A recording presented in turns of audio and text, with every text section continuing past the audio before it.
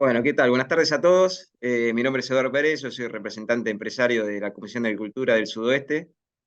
Bienvenidos a la Semi-Hat, donde Agustín nos va a presentar los resultados de maíz de la campaña 22-23. Bueno, primero queríamos agradecer a los auspiciantes de esta jornada, a la Gloria de Santa Marina, a Cabaña Tres Cardos, Sumitomo Chemical, Lartirigoyen, DS Hermanos, el Galpón Agronomía. Bueno, después también un agradecimiento especial a los main sponsors de GEADO, a Criadero El Cencerro, a Vallacasal y Spraytec. Y también agradecemos a todos los sponsors del GEASO, que es ACA, Advanta, BASF, Bayer, Índigo, Bioceres Semillas, Acogra, Decal, Los Grobo, Nidera Semillas, Pioneer, Newseed, RAGT, Sumitomo, Skenta, SPS, La Tijereta, Limagrain y NK Semillas. Así que bueno, ahora los dejo con Agustín para que nos muestre los resultados de la caña. Bueno, gracias Eduardo, gracias Nora. La idea, como les comentaba Eduardo, es ahora en estos próximos 40 minutos más o menos, o un minutito de más, les voy a presentar los resultados de la última campaña de experimentación de lo que es GEASO, específicamente en el cultivo de maíz, y ya no como los últimos años, donde el cultivo de maíz en su variante de secano en la región sudoeste era o es casi estrictamente maíz tardío, sino que además tenemos un componente sobre el final que yo les voy a mostrar, que es de maíz de segunda. Desde el segundo año que estamos laburando como estrategias para posicionar y consolidar el cultivo de maíz como cultivo de segunda sobre cultivo de invierno. Así que voy a empezar por compartir pantalla. Ahora les voy a ir contando de qué se trata la presentación.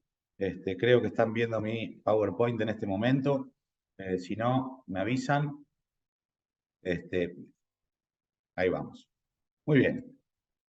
Terminamos el mes de agosto con los resultados de maíz. Que quizás se nos fue una semanita o 2 semanitas más tarde que lo habitual para ver esto. Justamente mucho que ver con el tema de haber incorporado el maíz de segunda, y por otro lado para respetar y hacer funcionar el calendario regional. Les agradecemos a todos los que se sumaron ahora para ver esto, y sobre todo a los miembros CREA de la región, porque también la semana que viene nos vamos a volver a ver, pero ya en el Congreso, jueves y viernes en Olavarría, para meternos más en lo que es la médula del GEASO, y vamos a poder discutir durante un rato cuáles fueron algunos logros de los últimos años, cuáles son los nuevos desafíos. Así que aprovecho para ir pasando el chivo de que el jueves próximo nos vemos en el Congreso, y vamos a ver espíritu, filosofía y desafío del GEASO a futuro. Bien, obviamente no voy a volver a agradecer a todas las empresas que hicieron posible y que hacen posible todos los años todos los experimentos que hacemos, pero de vuelta a reforzar este agradecimiento que hizo Eduardo, y también sumar a los campos que fueron anfitriones de la última campaña, que fue brava. La verdad que fue una campaña brava, después vamos a hablar un poco más, pero mi agradecimiento especial para todos los miembros que fueron anfitriones. Eduardo, que tuviste que bailar con el maíz de segunda, que es uno de los ensayos más complicados, pero también la estancia Colina, que ya nos tiene acostumbrados a ser anfitriones. Así que un agradecimiento también para ellos, la Cautiva, la administración de Milla, que también nos recibió, y a Delfina Ratti en El Perdido, que también nos hizo un lugarcito ahí pegado a la sierra. Bueno, les cuento qué es lo que vamos a ver. Primero, 2 diapositivas respecto de las condiciones climáticas de la última campaña, para entrar en contexto de por qué pasó lo que pasó o alguna de las causas posibles, y después ya nos metemos de lleno en los ensayos.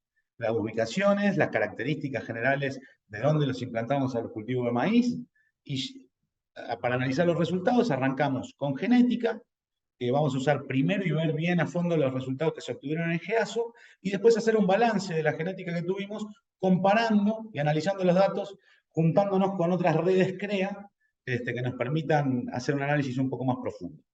Después vamos a ver algo de densidad de siembra y su interacción, si es que existió, con distintos genotipos, con distintos híbridos.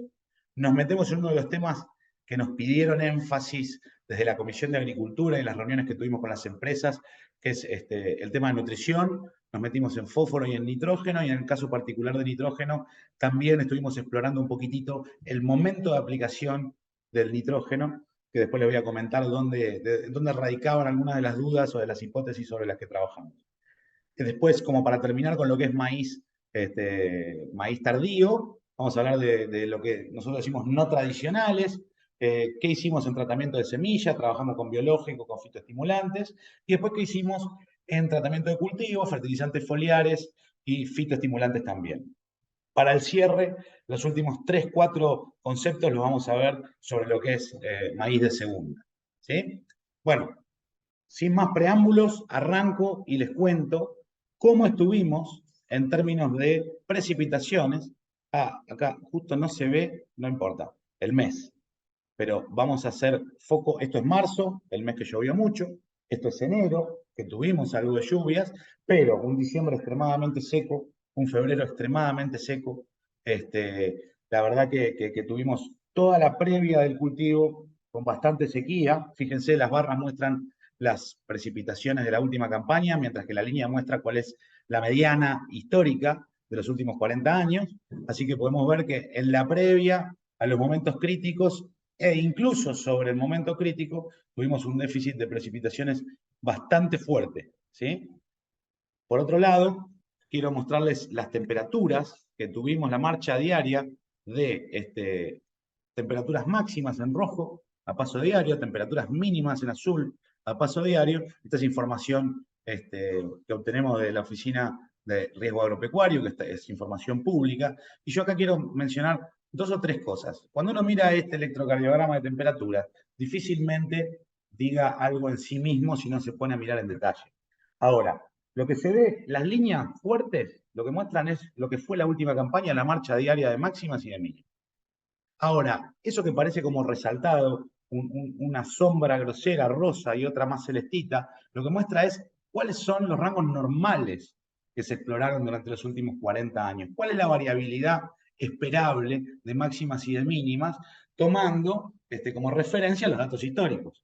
Y lo que se puede ver en esta última campaña, lo primero es, mirando las mínimas, tuvimos 2 episodios, uno en diciembre, otro a mediados de febrero, en donde se registraron lo que se conoce como heladas agronómicas. Es decir, si bien no llegamos a un punto de congelamiento en suelo o en abrigo, estuvimos cerquita. Los cultivos pueden explorar condiciones de congelamiento o de heladas o de frío muy severo que podrían alterar el potencial de rendimiento y eventualmente terminar con la etapa de crecimiento. 18 de febrero, muchos lotes de soja se vieron afectados por esa helada. Ese es uno de los factores. 2 heladas agronómicas, es verdad, no fueron meteorológicas, pero que nos hicieron temblar un poquito.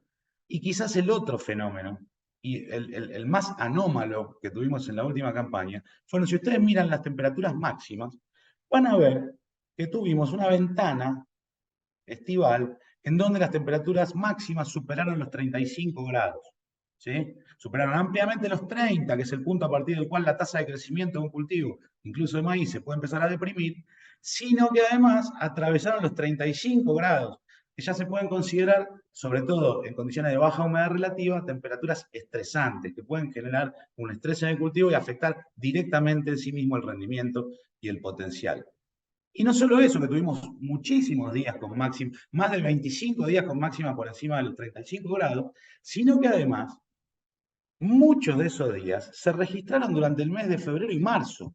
Nosotros no estamos acostumbrados. Fíjense, la condición normal, en febrero y en marzo, en nuestra región declina rápidamente. Sin embargo, en la última campaña, marzo fue el mes más caluroso de todos los marzos donde tenemos registro. ¿Sí? Y el maíz tardío, no está de más hablar de esto, porque coincide con el momento clave del llenado de los granos del maíz tardío. Tuvimos condiciones de estrés en ese momento clave del llenado.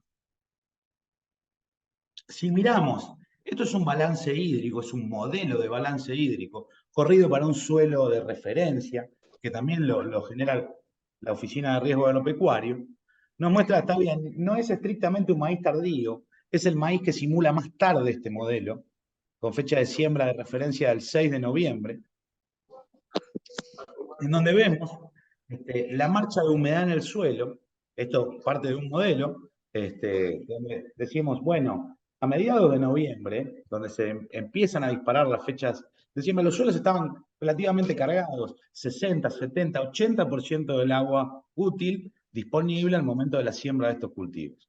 Obviamente, los cultivos, la línea negra lo que nos muestra es cuál era el contenido de humedad de los suelos durante la última campaña. Esta franja verde, lo que nos va mostrando es cuál ha sido durante los últimos años la marcha normal de la humedad del suelo en un cultivo de maíz.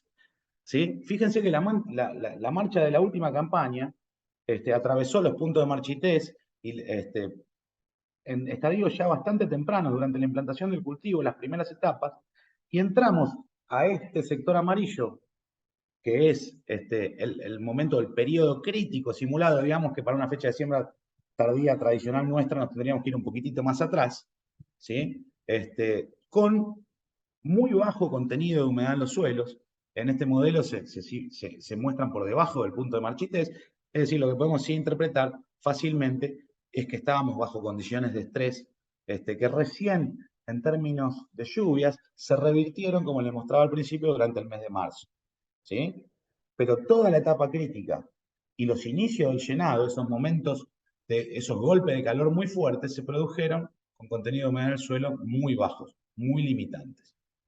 Este fue el contexto general en el que se desarrollaron nuestros maíces, pero somos la zona sudoeste, si tuviéramos condiciones muy buenas meteorológicas, no tendríamos probablemente todas estas reuniones de tecnología de cultivos, así que a esto estamos bastante acostumbrados.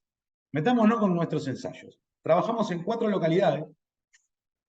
Carué, en la Cautiva, voy leyendo de arriba abajo, de izquierda a derecha. Carué en la Cautiva, extremo oeste de la región sudoeste, casi cerquita ya de Rivera y el Meridiano Quinto. Trabajamos en Colina, en la Colina, Partido General La Madrid, centro geográfico probablemente del sudoeste. Y en el Perdido, pie de sierras, acá se ve el cordón serrano, en lo de Delfina, muy cerquita de la rotonda de San Eloy, en una condición también de maíz tardío, y por otro lado la Velela, en Benito Juárez, donde trabajamos estrictamente en lo que fue maíz de segunda.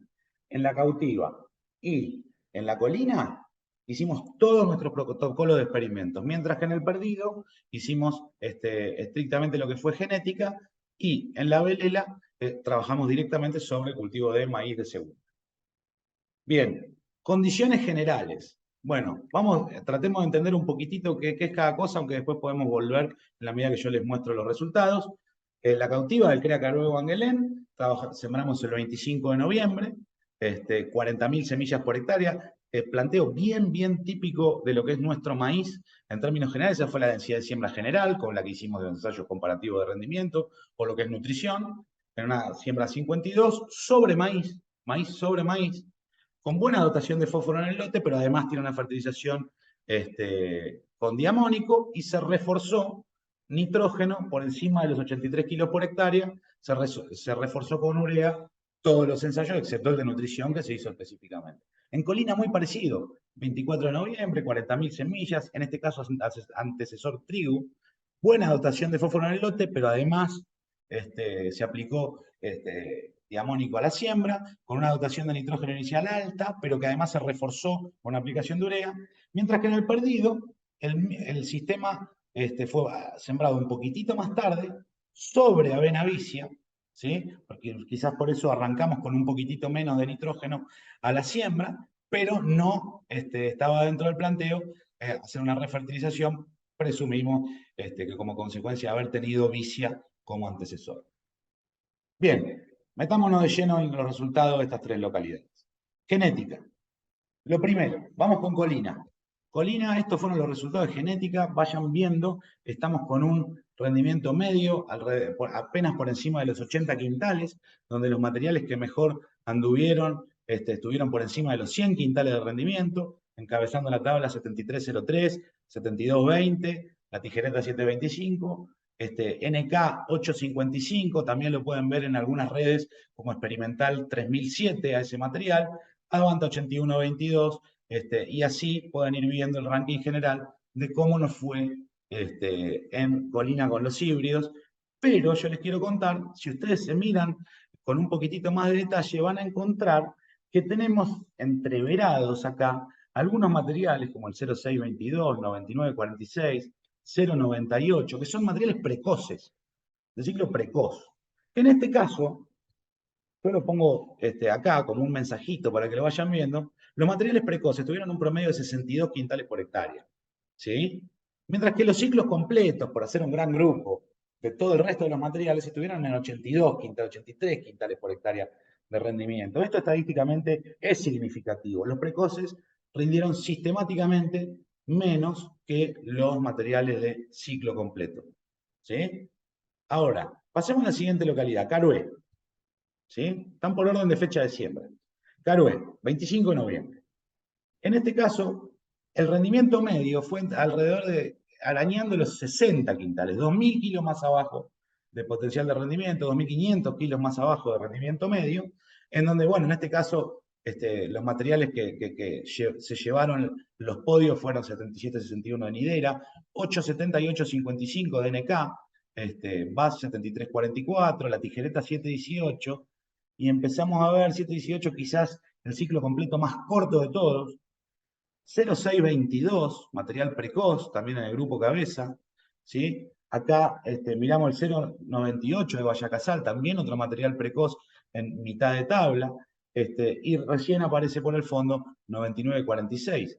Cuando yo hago una estadística interna, digo, acá los precoces rindieron 57 quintales y los ciclos completos rindieron 58. Esto, desde el punto de vista de la estadística, no fue significativo. ¿Qué quiere decir? Rindieron lo mismo. Los materiales precoces a igual densidad, a igual planteo, a igual manejo, en todo sentido, rindieron lo mismo. Bueno, veamos qué pasó. Este es el caso del ensayo en el perdido, en donde el potencial ambiental fue incluso un poco menor. Estuvimos arañando los 45, 50 quintales de rendimiento medio. Tuvimos que eliminar algunos materiales porque los datos que nos daban, cuando los rendimientos son bajos, a veces hay mucho ruido dentro de las parcelas. Entonces, yo personalmente y me hice cargo de decir, bueno, materiales que me hacían ruido los eliminé de la estadística general, pero sí tuvimos la posibilidad de evaluar, fíjense, el segundo mejor rendimiento, un material precoz. Acá, bueno, el pelotón cabeza, que es amplio, empezó con María Plus de Vallacasal, 0622, un material precoz que se cuela entre los primeros, SPS 2743, del cual vamos a hablar después porque estuvo en el ensayo de manejo, también entre los primeros, NK 855 otra vez, el María, pero RR estuvo también entre el pelotón cabeza, etcétera. Pero fíjense que los precoces, en este caso en particular, estuvieron en 52 quintales promedio versus 45 los materiales de ciclo completo. O sea, en este caso, en promedio rindieron más. Desde el punto de vista estadístico, no fue significativa esa diferencia, pero nos están dando un indicio de lo que podíamos ver como condiciones ambientales de la campaña, que decimos, bueno, el llenado, marzo, con esos golpes de calor, y que recién tuvimos una recarga de los perfiles allá tarde, sobre la segunda mitad de marzo, pareciera ser que en esa condición, en los ambientes más limitados, los precoces se pudieron defender bien, compitiendo mano a mano, y en el caso particular del perdido, sacándole algún kilito de ventaja a los materiales de ciclo completo. ¿Sí? Bien, esta es la general de la campaña, donde 855, insisto, si lo ven en otras redes, lo van a ver como Experimental 3007 de NK, María Plus, Advanta 8115, 7303 de Decal, 7761 de Nidera, 7220. Se nos cuela el primer precoz, 0622.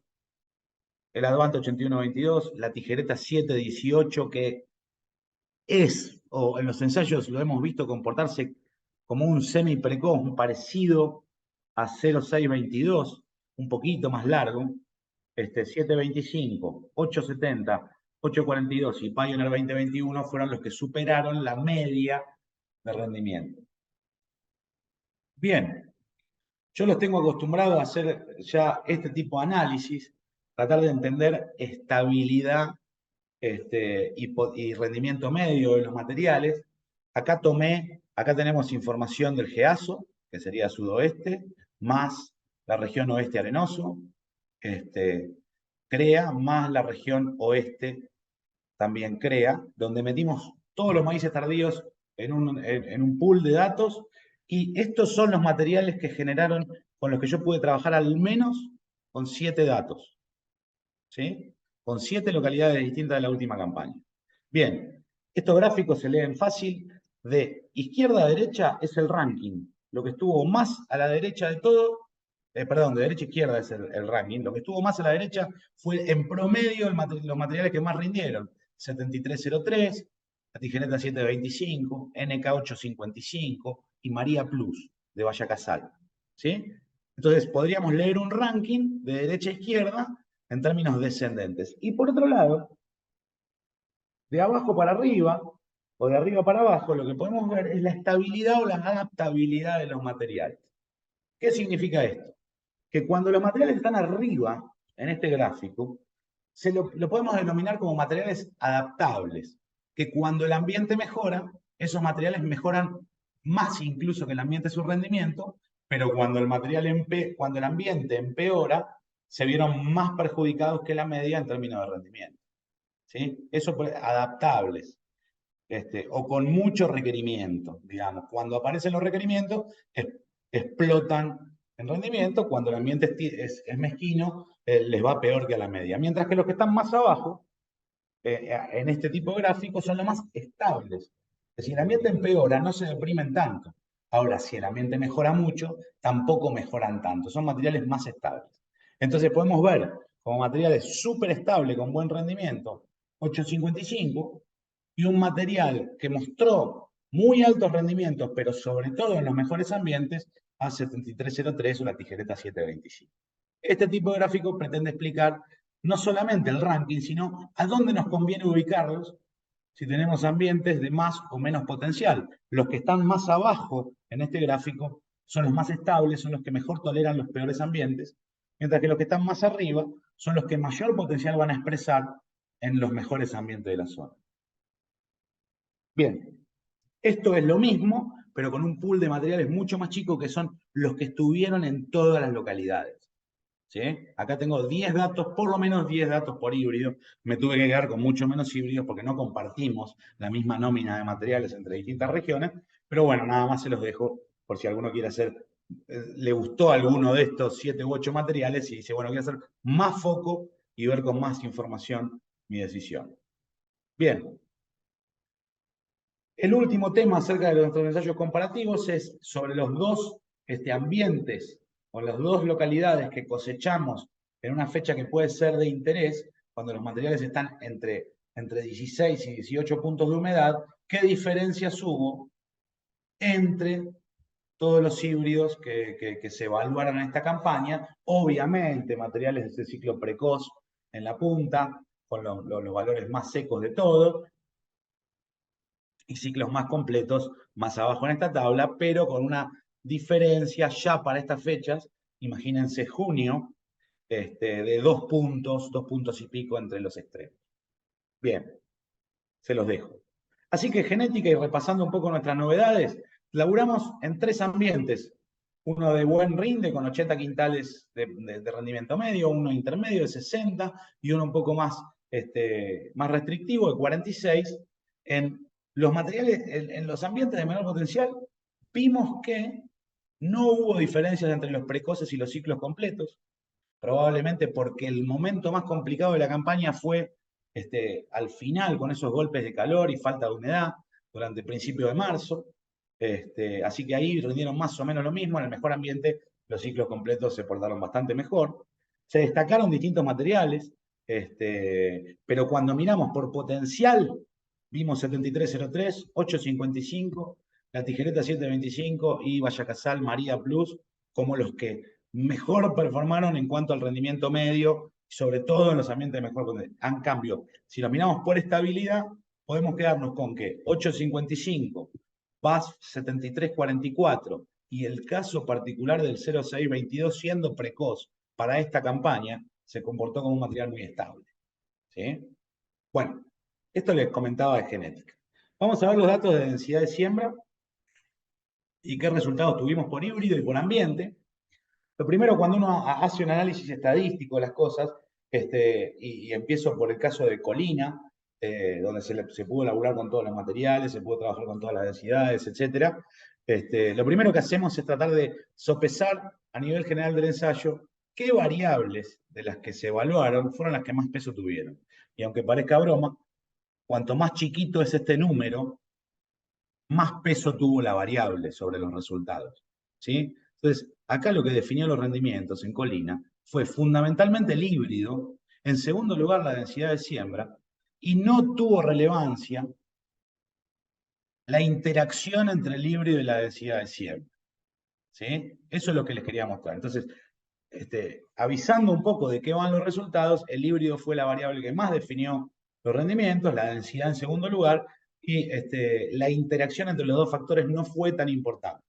Fíjense, el híbrido 7761 fue y 7220 y 2743, fíjense que están señalados con una letra A, eso quiere decir que estuvieron entre 85 y 95 quintales por hectárea, diferenciándose de este material 0622, que si se acuerdan, les comenté que es un ciclo precoz. Entonces, por eso el híbrido tuvo tanto peso en este ensayo, en esta localidad.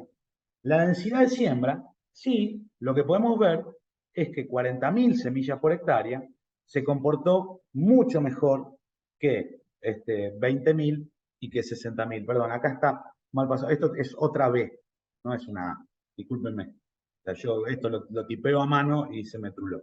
Sí, significativamente estuvo mejor la densidad intermedia que la más alta y que la más baja. Y cada uno de los materiales respondió a la densidad de manera bastante homogénea. Por eso no fue importante la interacción entre la densidad y el híbrido, porque todos tendieron a encontrar su mejor performance en las densidades intermedias. Algunos declinaron en densidad baja, como fue 7220, y también declinó en densidad alta. Otros declinaron, pero mucho menos, como el caso del 2743, y el más plano de todos fue 7761. Pero no hubo patrones de comportamiento muy diferentes entre los híbridos. Algunos tuvieron un poquitito más planos, otros declinaron un poco por exceso o por defecto de planta. Y cómo compusieron el rendimiento, fundamentalmente lo que vemos acá, esto es un apilado de dónde vino el rendimiento, ¿no? Si vino de las espigas principales, es la barra azul. Si vino de la segunda espiga de cada una de las plantas, es la barra anaranjada que se apila para que todo sumado del rendimiento global. Y si vino de espigas en macollos, es la barrita gris, que también se apila y genera. Y fíjense, en el caso del 7761, fue bastante plana la respuesta, estuvo siempre con muy altos rendimientos. Y en los casos de densidades muy bajas, 20.000 semillas, que está por debajo del óptimo de este ambiente, hizo 7.000 kilos con las espigas principales, 1.000 kilos más con espigas secundarias, 1.100 kilos más con los macollos, promediando esos 9.000 y pico de kilos de promedio. Muy parecido a lo que logró con densidad óptima, 40.000, pero menos espigas secundarias y un poquitito más de macollo. Y en el caso de la densidad más alta, los rendimientos fueron similares, también hubo aporte de macollo. 7220 y SPS 2743, comportamiento bien prolífico, digamos, donde en todas las densidades hubo aporte de las espigas secundarias, ¿sí? En cualquiera de las tres densidades evaluadas hubo aportes, pero por cierto, fueron más importantes las densidades más bajas, ¿sí? De manera que vemos acá dos patrones. Vimos uno macollador con algo de aporte y dos materiales bien prolíficos, 7220 y SPS 2743, con aportes en ambos casos, 40.000 semillas rindió significativamente más que 20, y los dos se pincharon cuando hablamos de densidades de 60.000 semillas por hectárea. Y por último, 0,622, que tuvo espigas secundarias en baja densidad, que ya en 40 las eliminó y por alguna razón aparecieron algunas espigas secundarias en la densidad más alta. Ahora, vamos a mirar la cautiva, ese ambiente que les comentaba que era más limitado. Fíjense acá, nuevamente el híbrido fue muy relevante, la densidad de siembra fue extremadamente relevante para los resultados de la cautiva en Carué, y el híbrido por densidad, si bien no fue tan relevante como el resto de los factores, estuvo ahí nomás de consagrarse como un estadístico importante para este ensayo en particular. Claro, ¿qué pasó? Ambiente más limitado, sobre todo donde estaba el experimento de densidades, nos encontramos con la escalerita descendente de los ambientes secos. Cualquier incremento en la densidad de siembra se traduce en una pérdida de rendimiento. Y en este caso, exactamente al revés que lo que vimos en Colina, hubo diferencias entre híbridos, pero fue el reflejo inverso de lo que vimos en Colina. El que ganó era el único que había perdido en Colina, pero el que ganó específicamente, entre 1.000 y 1.500 kilos por encima del resto de los materiales, fue el Pioneer 0622, el material de ciclo precoz. ¿Sí? Y fíjense, de hecho, ¿por qué ganó el ciclo precoz? El 0622. Y por eso aparece la interacción entre la densidad y el híbrido en este ensayo. Es porque todos vieron deprimido su rendimiento en la medida que incrementamos la densidad de siembra, excepto el material de ciclo corto, que rindió prácticamente lo mismo con las tres densidades. Pudo tolerar en altas densidades la condición de estrés, probablemente porque el estrés fue máximo sobre la segunda mitad del ciclo y bien posicionado en llenado, cuando este material ya estaba lo suficientemente adelantado para poder expresar un rendimiento un poco más razonable. ¿Sí? Es una explicación posible. Bueno, tenemos la composición del rendimiento, aparecen segundas espigas en todos los materiales que se evaluaron, fundamentalmente en 7220 y en SPS 2743, pero en este caso, bueno, no aparecieron los macollos, incluso en un material macollador, porque el ambiente no permitió que se expresen, pero comportamiento distintivo, como les comentaba, para el material de ciclo precoz. ¿Sí? Así que, para redondear un poco lo que vimos en densidad, en el ambiente con menores limitaciones, el rendimiento óptimo se alcanzó con la densidad intermedia para todos los híbridos evaluados. En cambio, a mayores limitaciones, en el caso de Carué, solamente el material precoz pudo expresar buenos rendimientos o un rendimiento medio razonable en todas las densidades, mientras que todos los ciclos completos tuvieron un perjuicio en el rendimiento cuando incrementamos la densidad de siembra. Esto sé que es de interés en general. Plasticidad, ¿qué vimos en cuanto a la plasticidad en la última campaña? Que la prolificidad siempre apareció. En baja densidad apareció en las dos localidades, buena y mala. ¿Sí? Fue máxima, obviamente, con los materiales que sabíamos a priori que tienen ese componente genético de prolificidad, como el 2743 y el CAL 7220. En cambio, y esto es lo que venimos viendo, el macollaje, solo lo vimos en baja densidad, en el buen ambiente y con el material macollador. O sea, es una combinación triple de ambiente, densidad y genética, para que aparezca y se exprese el macollaje como un aporte concreto al rendimiento. Bien, vamos a mirar los datos de nutrición. A ver cómo vengo de tiempo. Bien. Vamos a hablar de fósforo, nitrógeno y momento de aplicación de nitrógeno. Nos metemos con fósforo. En Colina probamos 3 dosis de fósforo. Esta era una duda que teníamos, que veníamos trabajando un poco más con nitrógeno y el fósforo lo dejamos relegado. Lo que vimos en Colina es que las dosis incrementales de fósforo a la siembra, fuente fosfato diamónico, generaron entre 6 y 7 quintales de respuesta, entre 600 y 700 kilos por hectárea de respuesta, para 50 y 100 respectivamente. Esto significa unos 12 kilos de maíz por kilo de fertilizante aplicado para la dosis más baja o la intermedia, digamos, mientras que bajó a 7 kilos por kilo.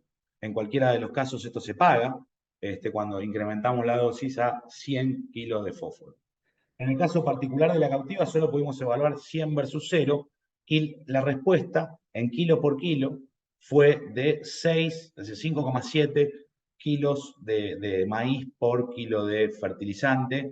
En ambos casos, estas respuestas fueron significativas. O sea, respuesta a fósforo significativa y consistente entre las dos localidades. Y para que tengamos una referencia, yo le pongo 1 kilo de fósforo, nos está costando alrededor de 6,5 kilos de maíz. Acá estuvimos al borde de pagarlo. En cualquiera de estos dos casos se pagó consistentemente esa aplicación. Ahora, vamos a hablar un segundito de nitrógeno para las dos localidades. Colina con mayor potencial ambiental, alrededor de 80 quintales. En el caso de la Cautiva, entre 50 y 60 quintales, menor potencial. Nosotros decidimos poner a prueba una hipótesis que no es particular del GEASO, sino que se viene debatiendo en distintas regiones, que es cuál es el momento de estrés por falta de nitrógeno que experimenta más frecuentemente un maíz tardío. Hay quienes dicen que el momento de estrés es más temprano, porque es el momento que menor dotación hay de nitrógeno en el suelo, hasta que se reactive la mineralización, que es un proceso que se optimiza con máximas temperaturas. Entonces el déficit puede aparecer temprano. Y hay quienes dicen no. El momento de déficit es durante el llenado. El llenado es muy largo y ocurre después de que se termine el suelo de aportar su nitrógeno y nos podemos quedar cortos sobre el final. Lo que hicimos fue ponerlo a prueba, probar aplicaciones tempranas de nitrógeno antes de los 30 días desde la siembra, versus una aplicación más tardía, que es prácticamente un mes más tarde, 50 días desde la siembra. ¿Sí? Para ver cuál de las dos estrategias permitía expresarse en rendimiento al cultivo de maíz de mejor manera. La línea azul muestra el promedio de las dos estrategias. Hubo respuesta a nitrógeno en Colina. ¿Sí? Ahora, la aplicación temprana tuvo una respuesta más importante que la aplicación tardía, que en dosis baja, llevar el de 110 a 130, el lote no se expresó prácticamente nada, y sí, en 170, llevarlo a 170 fue la mejor estrategia, pero si miramos acá están las respuestas en kilo por kilo de nitrógeno, elemento, vemos que la tardía tuvo valores más bajos significativamente de eficiencia que las tempranas. Pero que en promedio, si tomamos que 1 kilo de nitrógeno o 2 kilos de urea se compran con 10 kilos de maíz, vemos que todas anduvieron bastante bien respecto de la situación de referencia, que era un 110, 130 kilos de N se pagó 18-1, 170 kilos de N en promedio se pagó 20-1, así que muy lindas respuestas a nitrógeno, fundamentalmente en la aplicación más temprana. Miramos lo mismo en la Cautiva, y vemos que acá las respuestas con este potencial ambiental, 50-55 quintales, fueron, por cierto, mucho más modestas, que de todas maneras, en promedio, llevarlo a 130 kilos de nitrógeno total, se pagó bien, 12,5 kilos de maíz por cada kilo de nitrógeno, o cada 2 kilos de urea, pero fundamentalmente de la mano de la aplicación temprana, otra vez. La tardía no tuvimos los mejores efectos, ¿sí? Con aplicaciones tardías. Así que esta hipótesis de que el estrés por falta de nitrógeno es tardío, nosotros no la chequeamos. Sí vemos que tuvo una buena respuesta a las aplicaciones tempranas. Y por otro lado, quisimos evaluar, digamos, qué diferencias podía haber en las respuestas a nitrógeno según se traten de lotes con alta fertilización fosforada o sin fertilización fosforada. Y acá lo que vemos es que yo les había comentado que con el fósforo, el cultivo respondió muy bien a la aplicación de fósforo. Y acá lo que vemos es que con alto fósforo esta fue la curva, con bajo fósforo esta fue la curva. ¿Qué pasó? Respondió igual. La diferencia es que sobre un nivel de rendimiento más alto cuando tenía fósforo.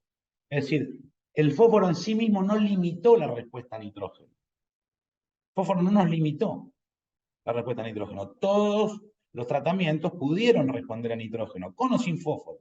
Lo cierto es que los rindes más altos se consiguieron cuando tenía las dos cosas. ¿Sí? Acá no hay interacción entre los dos factores.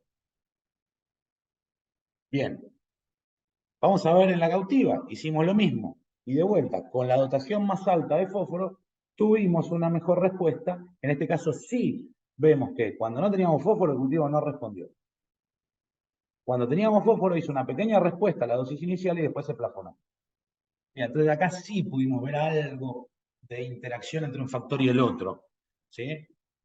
Pero bueno, de todas maneras, datos interesantes, consistentes en términos de potencial de rendimiento, magnitud de las respuestas, y no chequeamos muy bien la hipótesis del déficit de nitrógeno más tarde. De hecho, ahora les voy a contar un poquitito más. En ambos ambientes tuvimos Agustín, respuestas. Sí, una pregunta, la aplicación sí. temprana, ¿en qué momento? Entre 20 y 30 días después de la siembra.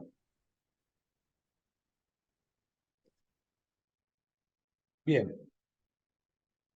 En ambos casos tuvimos respuesta significativa a fósforo. Entre 6 y 12 kilos para dosis de 0 a 100, entre 6 y 12 kilos de maíz por kilo de fósforo. Eso se paga. Respuestas rentables a los modelos de 130 de nitrógeno total en ambos ambientes y a su vez en el Colina, que rindió más de 80 quintales, hasta 170 fue rentable la fertilización nitrogenada.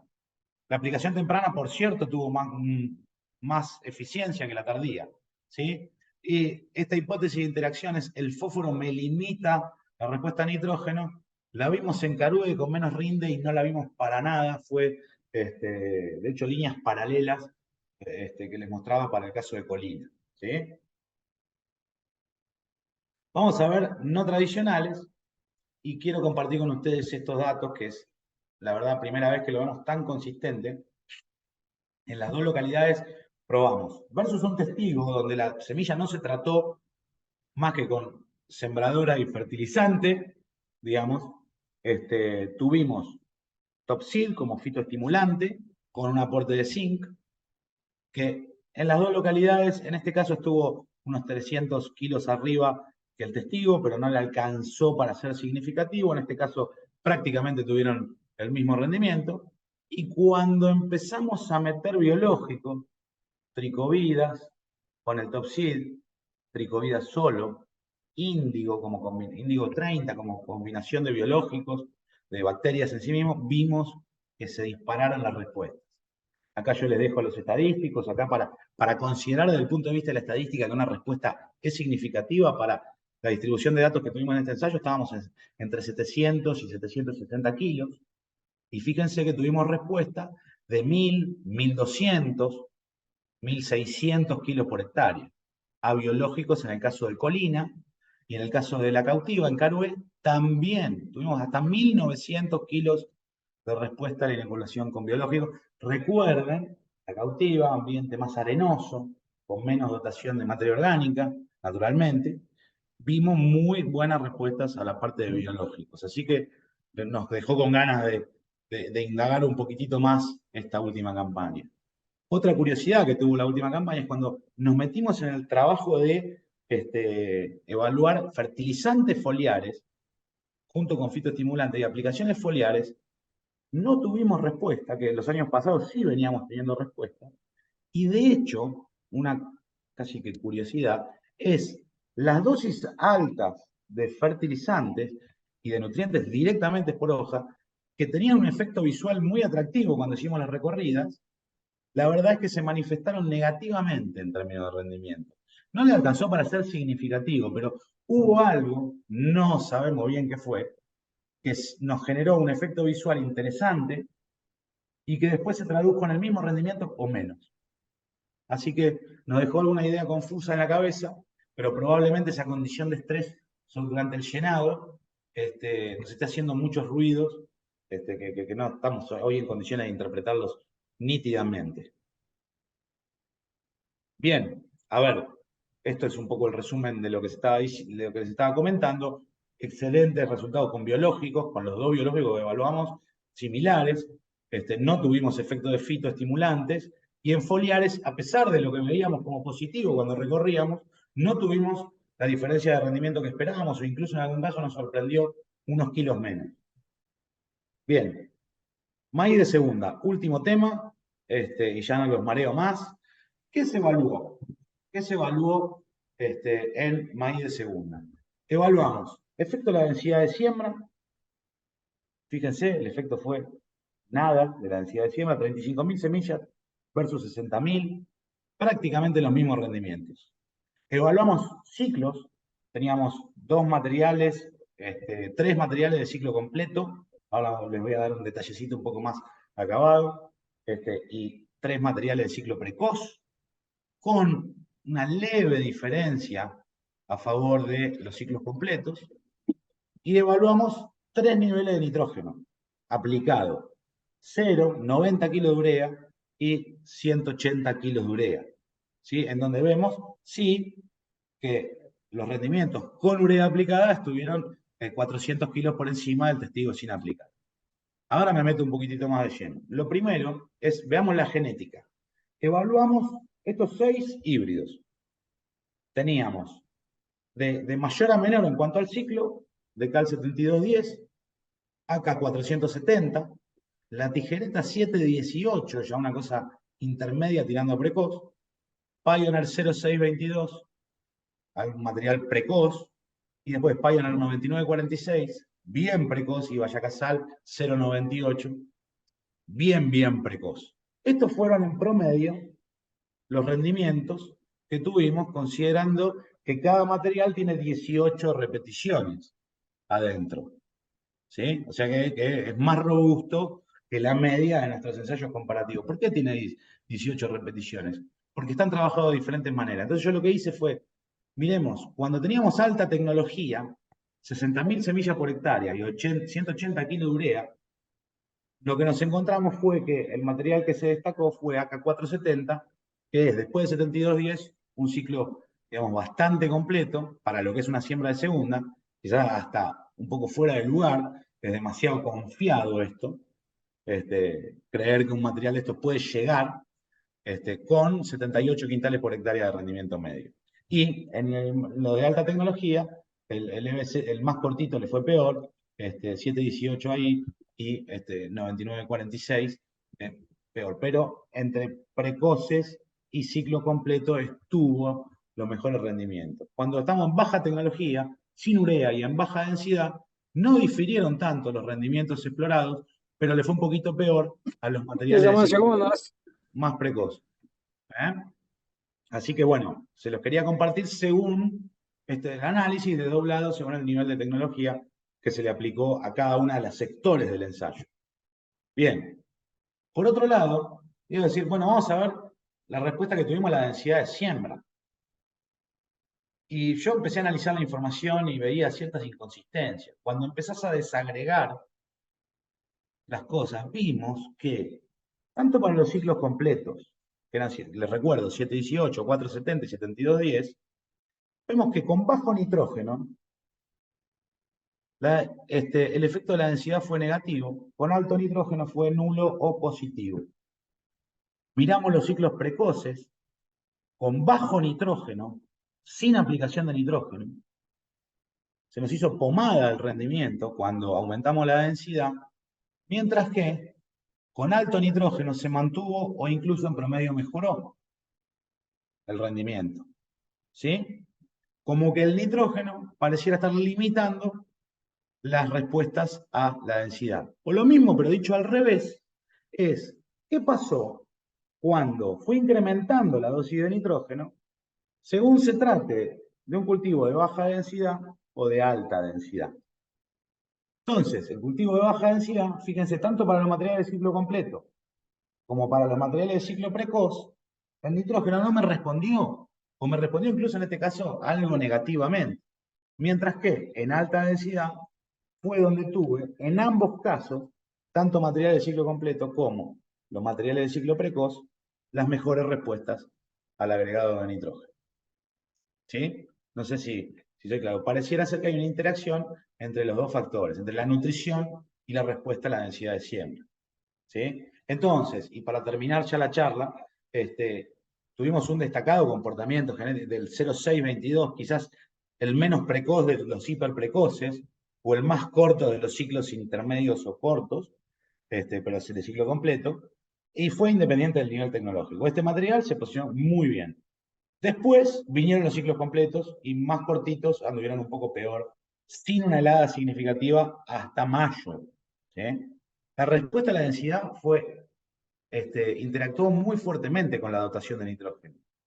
O bien lo podemos decir a la inversa, si las respuestas a nitrógeno aparecieron máximas para los casos de los ciclos completos, pero con las densidades más altas. Cuando hablamos de ciclos cortos o densidades bajas, no hubo respuesta a nitrógeno. Así que es lo mismo dicho con dos aproximaciones diferentes. Bueno, con esto yo ya termino, pero no sin antes hacer una mención especial. No puedo dejar de la campaña de Gruesa, digamos, 22, 23, sin contarles y compartir con ustedes bueno, que después de 7 años de haber laburado juntos, Nico Ahumada, el responsable de casi todos los datos de generar casi todos los datos que les acabo de mostrar y que les vengo compartiendo en las últimas 7 campañas, la verdad bueno, lo necesita su empresa familiar, lo necesita sus emprendimientos personales, no va a seguir más que como colaborador externo de lo que es el GEASO, y después de 7 campañas no puedo hacer otra cosa que reconocer públicamente todo lo que hizo por el GEASO, por mí y por todos los que nos acompañan, así que aprovecho el espacio público para saludarlo a Nico, agradecerle por todos estos años laburando juntos. Y bueno, nada, quedamos abiertos para las preguntas. Gracias, Nico, por todo. Seguimos atendiendo preguntas. Bueno, muy buena la presentación, Agustín. Nico, también de la Comisión de Agricultura, muchas gracias por estos años. Y acá tenés un par de preguntas, Agustín. No sé si las lees y las contestás. Bueno, a ver, voy a abrir el chat.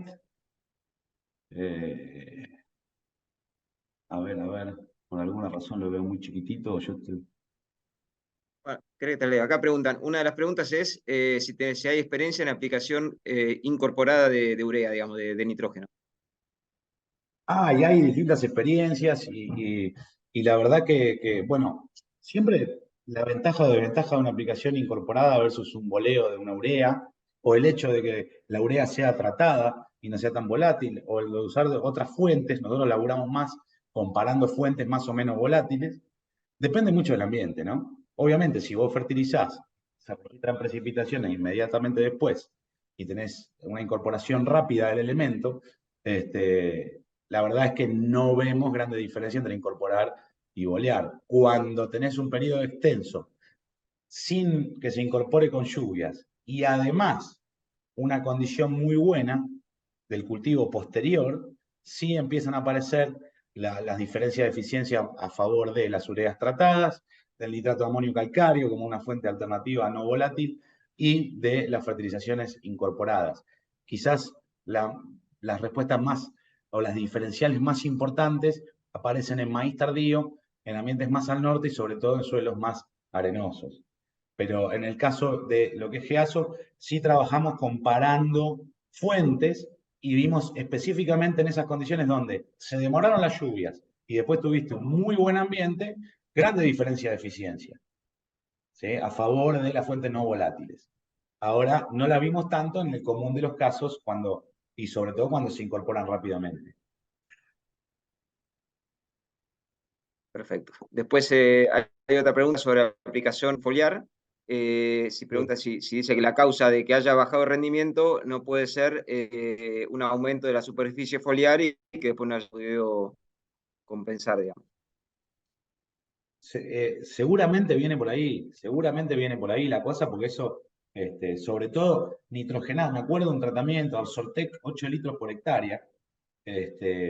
Absortec es un fertilizante foliar nitrogenado con 18% de nitrógeno y estábamos exprofeso explorando dosis más altas de lo que es Marbete, veíamos un efecto extraordinario, digamos, en cultivo. O sea, ¿qué tiene esa parcela? Tenía 8, y la verdad es que lo vimos en área foliar, lo vimos en coloración, y después se tradujo en el mismo rendimiento, cosa que a veces llama la atención, o incluso algún kilo menos. Creo yo que el ruido del final durante el llenado fue el factor que no nos permite interpretar eso. Es una posibilidad, sí, siempre es discutible. Ver, adelantar transpiración o aumentar los requerimientos del canopeo expandiendo su área foliar te puede terminar penalizando en el número de granos. Yo por eso puse el peso de los granos como un factor que podría llegar a explicar si si estaba limitado el llenado en alguno de los casos, porque desde el punto de vista del número de granos no hay ninguna razón por la cual tener más área foliar transpirante me genere menor número de granos. Pero la verdad es que son suposiciones.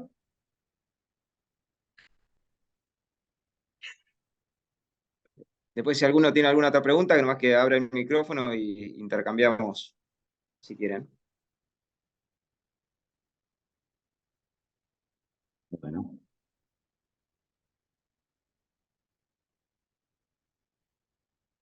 Bueno, veo que hay muchas felicitaciones para Nico, sí, se las merece, se las merece.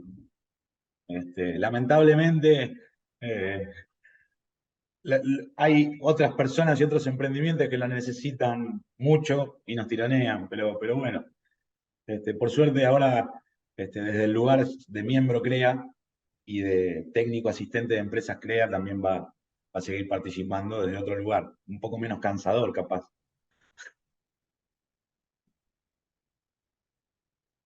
Bueno, veo que no hay más preguntas. Eduardo, No hay más preguntas. No, muy estamos, bueno estamos todo. No bien. sé si damos fin a la reunión o aparece alguna otra pregunta a último momento, ¿no? No, No, felicitaciones a bueno, Nico, se está robando todos los aplausos. No, se los merece, se los merece. Bueno, Eduardo, yo bueno, no me queda más que agradecerle a todos los que se conectaron y a vos por conducir y moderar la reunión. De vuelta, muchas gracias. Jueves que viene, en Olavarría, vamos a hablar en un tono más filosófico de la información del GEASO y de otros temas de importancia para las empresas agropecuarias. El que pueda, que tenga ganas, tiempo y sobre todo ganas de reflexionar y compartir un buen momento con el resto de la región sudoeste, que se arrime el jueves a Polo Sur en Olavarría. bueno, muy bien. Muchas gracias a todos y los esperamos el miércoles en la barría. Bien. Bueno, Agustín, muchas gracias. Muy bueno. Gracias. Buenas tardes a todos.